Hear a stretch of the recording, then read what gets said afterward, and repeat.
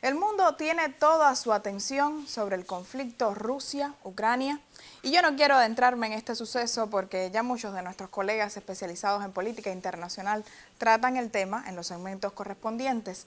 La llamada guerra que se vive hoy, ponderada por los grandes medios de comunicación, es solo el pretexto para mi comentario de esta mañana. Y es que justo este lunes, el secretario general de Naciones Unidas, aquí lo vemos en pantalla, Antonio Guterres, volvía a destacar la poca voluntad de los gobiernos para enfrentar el cambio climático. Pero, ¿qué manera de movilizar recursos, dinero, cuando hablamos de confrontaciones territoriales, objetivos militares por cumplir, en fin, tener más minerales, armas y mantener un poder con orgullo a ultranza y a costa incluso de vidas inocentes? Las capacidades de diálogo en estas épocas parece que vuelven al tiempo de los cromañones y así mismo ocurre con los temas medioambientales, con el cambio climático que está ahí, nos viene encima y los pocos periodistas que nos dedicamos al medio ambiente ya ni sabemos cómo captar la atención para movilizar pensamientos sobre soluciones que se pueden proponer.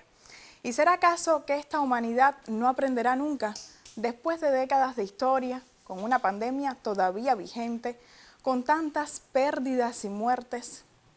Las decisiones de los políticos deben dedicar, por supuesto, grandes esfuerzos a preservar la seguridad nacional, pero de una vez y por todas tienen que orientar nuevos mecanismos y recursos al tema de cómo evitar mayores volúmenes de gases de efecto invernadero a la atmósfera, cómo mitigar su impacto en el medio ambiente y, por lo tanto, cuáles serían las mejores formas de adaptarnos a efectos inminentes hoy, la sequía, salinidad de los suelos, huracanes, inundaciones, entre otros.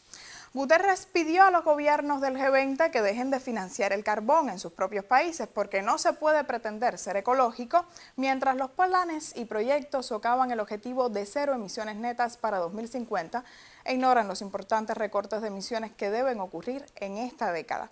Las emisiones del CO2 o dióxido de carbono indican un 48.6% más que en los niveles preindustriales, es decir, ya estamos viviendo con un aumento de la temperatura global sobre esos niveles, alrededor de 1.2 grados Celsius. El más reciente informe, elaborado por 270 investigadores de 67 países, es una grave advertencia sobre las consecuencias de no haber tomado medidas.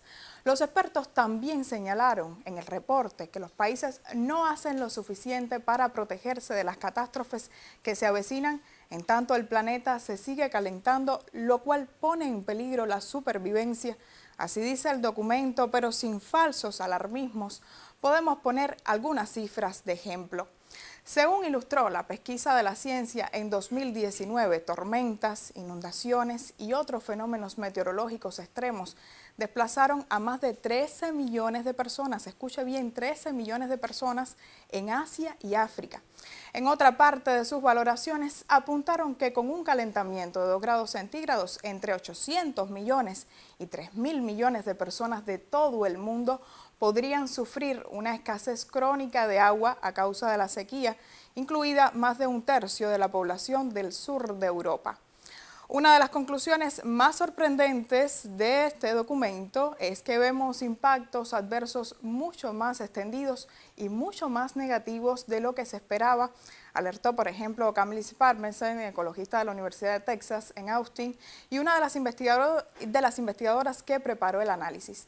El estudio científico contiene una nota realmente preocupante. Si las temperaturas siguen subiendo, muchas regiones del mundo podrían enfrentarse pronto a los límites de su capacidad de adaptación a un entorno cambiante, mientras las naciones pobres están mucho más expuestas a los riesgos climáticos que los países ricos.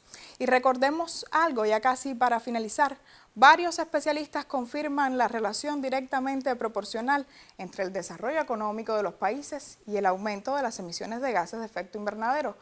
Lógico que si prosperan las industrias o la economía en sentido general, se incrementen las emisiones, pero ¿a costo de qué? ¿De continuar explotando sin medida las industrias de los combustibles fósiles? En todos los países pudiera ocurrir ese incremento a medida que se desarrollen bajo la dependencia de esas industrias llamadas provocadoras de la extinción. Incluso en las naciones más afectadas por el impacto del cambio climático, digamos los estados insulares como Cuba, se espera ocurra ese incremento.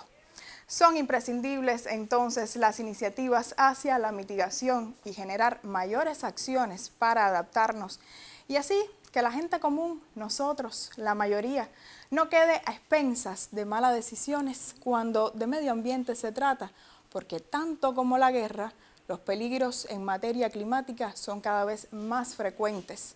Así me despido por hoy. Recuerde que podemos interactuar a través de redes sociales. Gracias y muy buenos días.